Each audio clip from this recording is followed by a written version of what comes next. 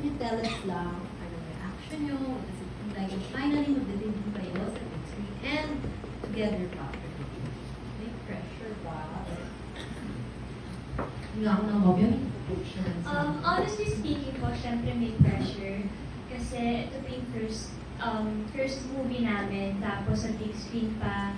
So, hindi lang siya yung basta, hindi lang ito sakop yung mga sumusuporta sa amin. Pangkalahatan po siya. So, kinakabahan din po kami. Pero knowing na nandito sila direct, nakakampante po kami na mayroong mag-aalaga sa amin, may tutulong, may gagabay.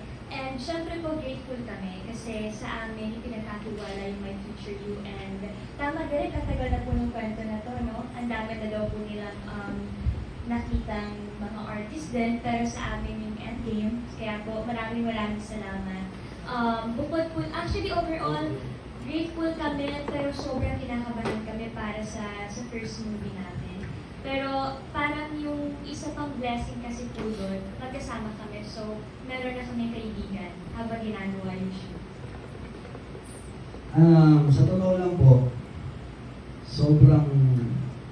Ako kasi dati po, nanonood lang ako sa sinihan. Hindi ko nakikita yung sarili ko na nandun sa malaking screen na yun.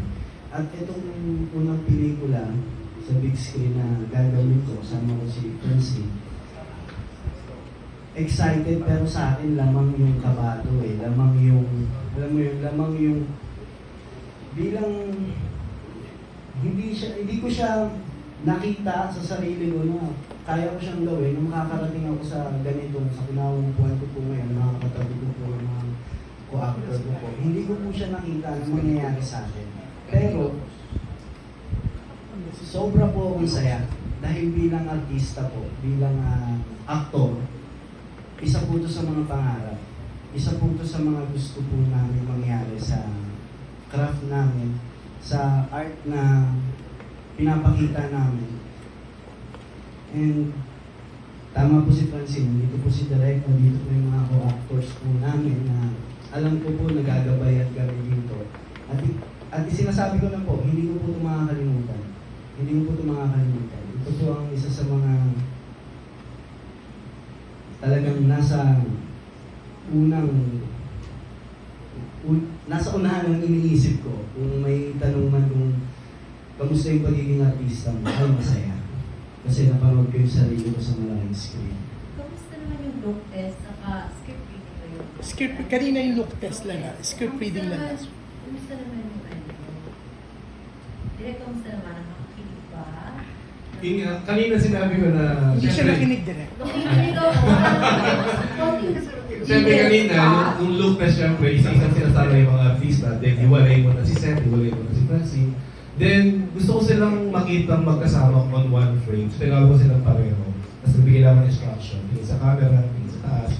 Magtinginan nga kayo, tingin sila. Mga 5 seconds siguro, bigla na lang tumawa si Francine.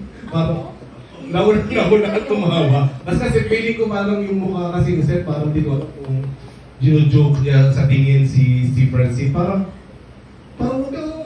ginagano niya kanina. Nakakakilig na yung dalawa. Sobrang mga bagets. Nakikilig.